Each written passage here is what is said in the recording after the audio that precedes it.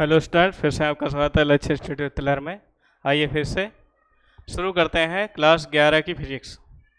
इसमें हमने आपको बता दिया था कि घर्षण क्या है और घर्षण के नियम बता दिए थे, रिपोज कोण, घर्षण कोण, ये सारे कोण बता दिए थे। ठीक है, आइए हम फिर से शुरू करते हैं। बताते हैं आपको रेखीय वेग। रेखीय वेग से पहले आप जो है वृत्तीय गति समझें। वृत्तीय गति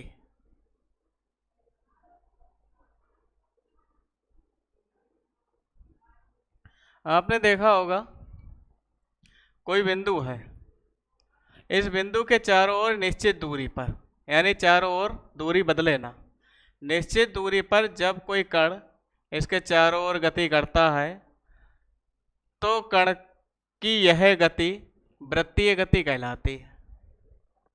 ठीक, हमने आपको बताया था एक बार, घड़ी की सुइयां, घड़ी की सुइयां चारों ओर उसी दूरी पर लगातार गति करती हैं, तो इसे हम एक समान वृत्तीय गति कहते हैं। और कोलू में लगा जो बैल होता है वो असमान रूप से गति करता है, कभी वो तेज चलने लगता है, कभी धीरे चलने लगता है, तो वो क्या हो जाएगा, असमान वृत्तीय गति। तो वृत्तीय गति में क्या होता है समझिए, जब कोई वस्तु किसी बिंदु के चारों ओर, किसी बिंदु के चारों ओर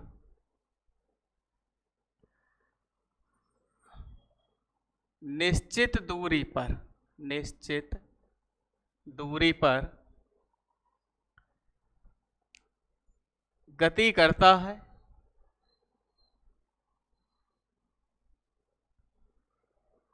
तो यह वृत्तीय गति कहलाती है। वृत्तीय गति कहलाती है। ठीक, अब वृत्तीय गति में हम आपको बताएंगे, इसके बारे में हम पहले डिटेल में पढ़ चुके हैं।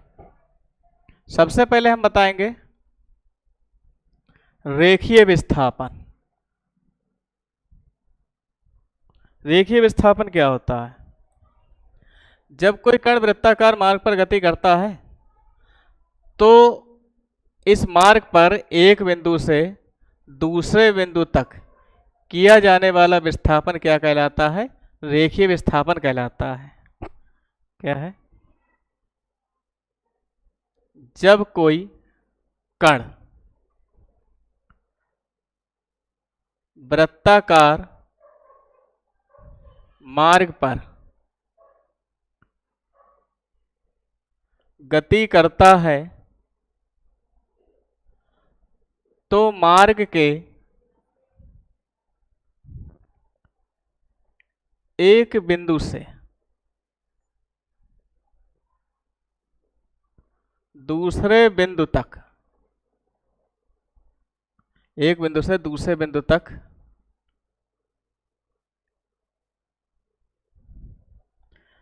तय की गई दूरी रेखीय विस्थापन कहलाती है। कहलाती है। ये जो दूरी है, ये, इसे आप चाहे तो इसे ऐसे से प्रदर्शित करते हैं, ऐसे प्रदर्शित करते हैं। चित्र में ए से बी तक विस्थापन रेखीय विस्थापन कहलाता है। कहलाता है। ये बिंदु O है, ये त्रिज्या R है, यहां पर ये भी त्रिज्या R है। अब समझिए,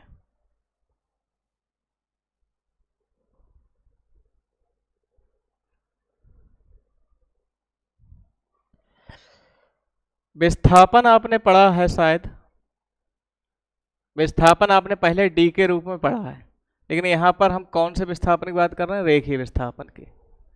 चलिए अब हम क्या पढ़ेंगे? कोणीय विस्थापन। कोणीय विस्थापन समझिए, जब कोई वस्तु रेखीय विस्थापन करती है तो रेखीय विस्थापन करने में केंद्र पर कुछ ना कुछ कोण बनता है। इस कोण को ही हम क्या कहते हैं? कोणीय विस्थापन कहते हैं। क्या है? जब कोई वस्तु वृत्ताकार मार्ग पर गति करती है तो रेखीय विस्थापन करते समय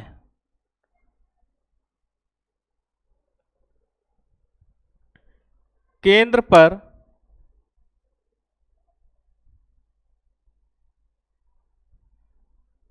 बनने वाले कोण को कोणीय विस्थापन कहते हैं। इसे आप थीटा से भी प्रदर्शित कर सकते हैं। थीटा से प्रदर्शित करते हैं।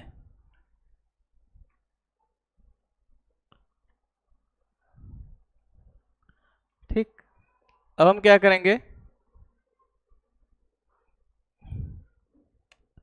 रेखीय वेग पढ़ेंगे, उसके बाद हम कोणीय वेग पढ़ेंगे। चलिए समझिए।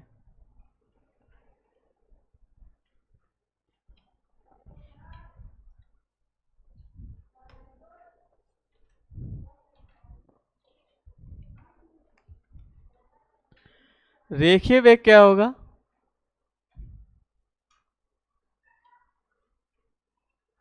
देखिए, वेग बराबर क्या होता है?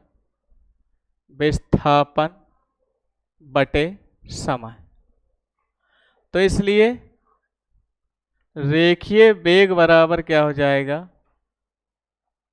रेखीय विस्थापन बटे समय। यहां पर भी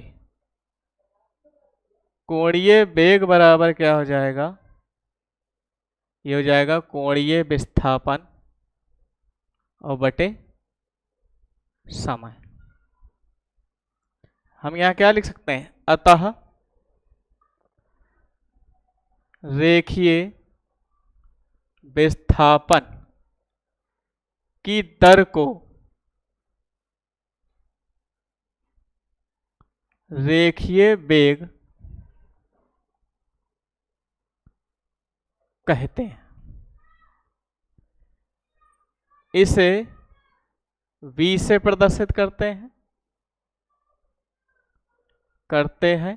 अगर हमने इसे s माना है रेखीय विस्थापन को, तब v बराबर s अपॉन में t यहां पर हम लिख सकते हैं। ठीक,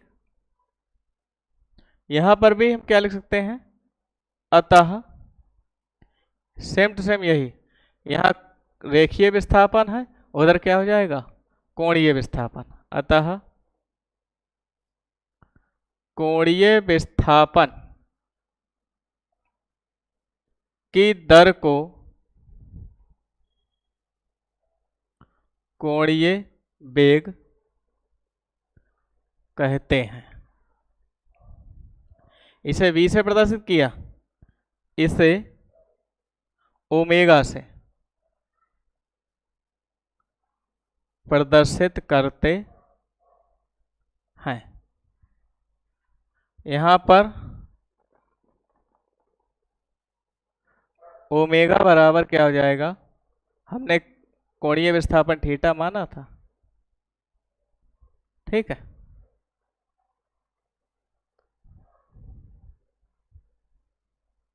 रोकना वीडियो।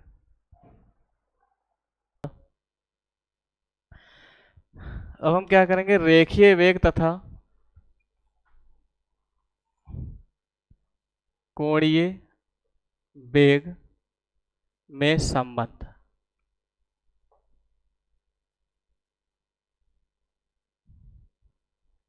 ठीक, रेखीय वेग हमारे पास क्या है, v अपॉन टी, और ये है हमारे पास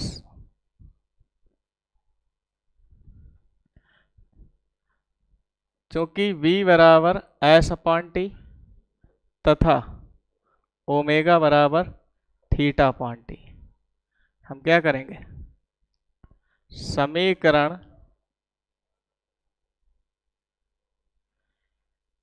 एक व या एक की गुणा दो से करा दें, तो हमारे पास v गुणा में ओमेगा और सामने क्या हो जाएगा, s गुणा में थीटा, बटे में कर दो। अच्छा, ये हो जाएगा v अपॉन में ओमेगा और सामने s अपॉन में t और बटे में थीटा अपॉन में t, t से t कैंसिल, तो s अपॉन में थीटा। आपने शायद पढ़ा है कोण बराबर चाप बटे त्रिज्या, तो यानी कि थीटा बराबर चाप क्या है s और त्रिज्या क्या है r, तो यहाँ से अगर हम r देखेंगे तो s अपॉन में थीटा हो जाएगा, जब ये s अपॉन में s अपॉन, तो हमारे पास v अपॉन में ओमेगा और सामने r, तो कहने का मतलब ये है v बराबर r ओमेगा, यही हमारे पास संबंध है। रोक दो अभी, ये होता है v बराबर r ओमेगा, ये हमने फार्मूला 9th में भी पढ़ रखा है। ठीक है,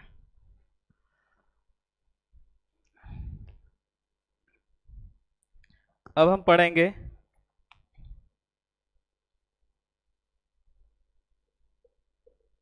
अभिकेंद्र त्वरण। अब केंद्र त्वरण क्या होता है, जब कोई वस्तु वृत्ताकार मार्ग पर गति करती है तो बार बार गति करते समय उसकी दिशा में बार बार परिवर्तन होता है। जब दिशा में बार बार परिवर्तन होता है तो दिशा में परिवर्तन के कारण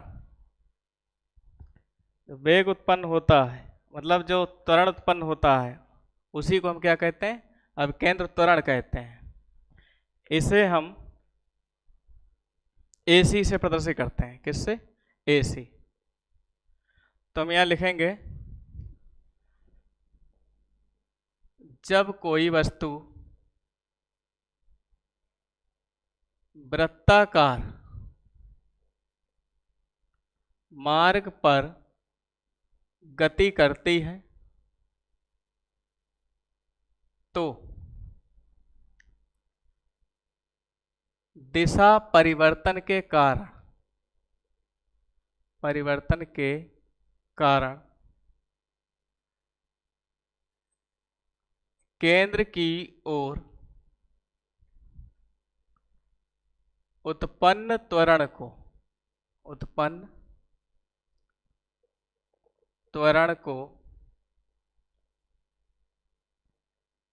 अभिकेंद्र त्वरण कहते हैं,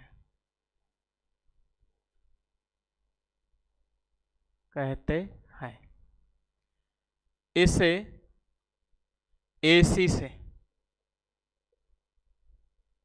प्रदर्शित करते हैं, हैं। कहने का मतलब ये है, जैसे मान लिया ये कोई वस्तु वृत्ताकार मार्ग पर गति कर रही है जिसकी त्रिज्या क्या है, r। यहां पर वेग हो जाएगा v और यहां पर भी वेग हो जाएगा v। ये हम मानेंगे O, ये मानेंगे A और ये मानेंगे B। ये भी त्रिज्या r है। अगर ये दोनों हम वेक्टर ले लें, ये वेक्टर होता है और ये दूरी अभी हमने बताई थी आपको s होती है, ये दोनों अगर हम वेक्टर उठा लें ऐसे करके जोड़ दें ये v हो जाएगा, ये भी v हो जाएगा। तो इनके बीच में जो ये परिवर्तन हो जाएगा उसे हम कहते हैं डेल्टा v। ठीक है, एक ही तरफ चिन्ह बनाओ। इसे हम O माने, इसे हम P माने, इसे हम Q माने। समरूपता के आधार पर अगर हम देखेंगे तो AB के बटे में PQ हो जाएगा और OA के बटे में OP हो जाएगा। AB अगर हम देखें, AB बराबर क्या है, AB बराबर है x, PQ क्या है डेल्टा V, OA क्या हो जाएगा, OA हो जाएगा R, OP क्या हो जाएगा, OP हो जाएगा V। अगर हम ध्यान से देखें तो डेल्टा V के बटे में अगर हम S कर दें और V के बटे में अगर हम R कर दें, ठीक। तो इसके बाद अगर हम देखें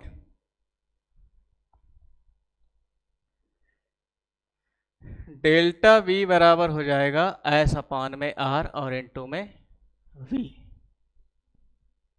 जब ये डेल्टा V बराबर S अपान में R हो गया और पड़ोस में क्या हो गया, V हो गया, तब हमारे पास क्या हो जाएगा, AC बराबर V स्क्वायर अपान में R लाना है। ठीक है, अब एक मिनट ये छोड़ो, हम इसी में देख रहे हैं। डेल्टा V बराबर क्या हो जाएगा, S गुणा में, इसे इधर ले आओ, S और V अपान में R। हम क्या करेंगे, T से भाग करेंगे दोनों तरफ करने पर। जब हम T से भाग करेंगे V अपान में T, S अपान में T और गुणा में V अपान में R। आपको पता है वेग परिवर्तन की दर को क्या कहते हैं, त्वरण कहते हैं, और दूरी बटे समय क्या होता है, वेग होता है। तो यहाँ से हम क्या करेंगे, A बराबर में ये क्या हो जाएगा V और गुणा में क्या है V अपान में R। तो इसी A को हम AC से रिप्रेजेंट कर देंगे और ये V स्क्वायर अपान में R हो जाएगा।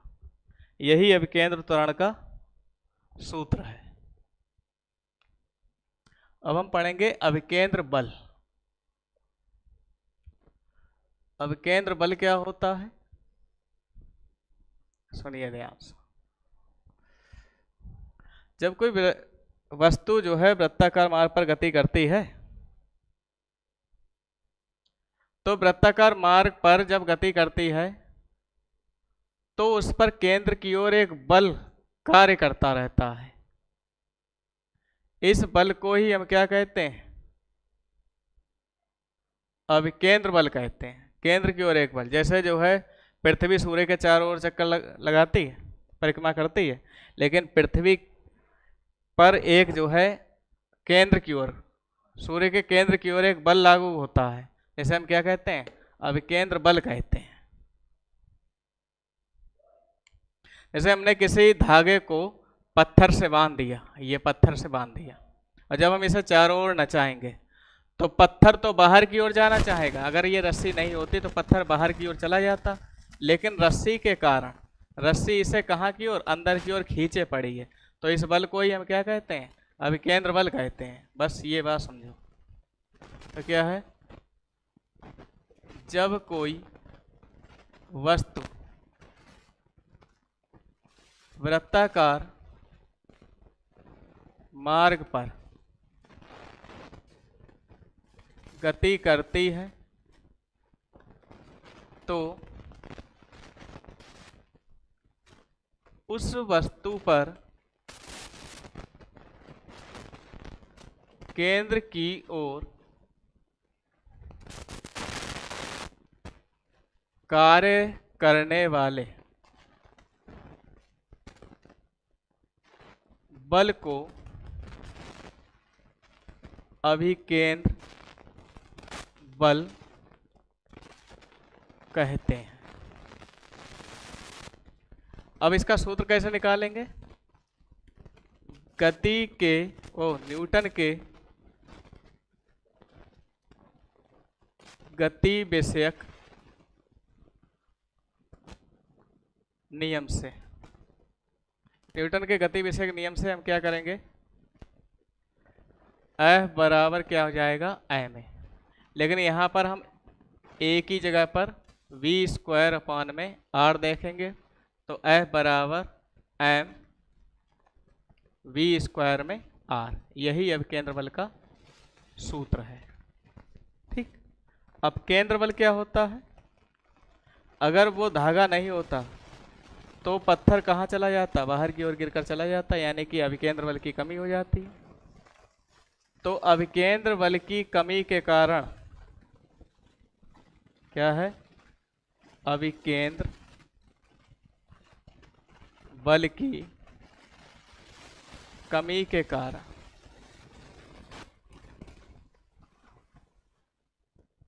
बाहर की ओर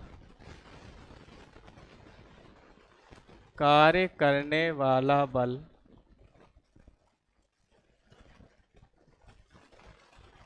अब केंद्र बल कहलाता है। अब केंद्र बल कहलाता है। ये इसी के बराबर, इसका भी फार्मूला यही आप मान सकते हैं। ठीक है, इसका भी यही फार्मूला मान सकते हैं। तो आज के लिए बस इतना ही रखते हैं, बाकी का नेक्स्ट वीडियो में इसके डेरिवेशन के साथ उपस्थित होते हैं। Thank you.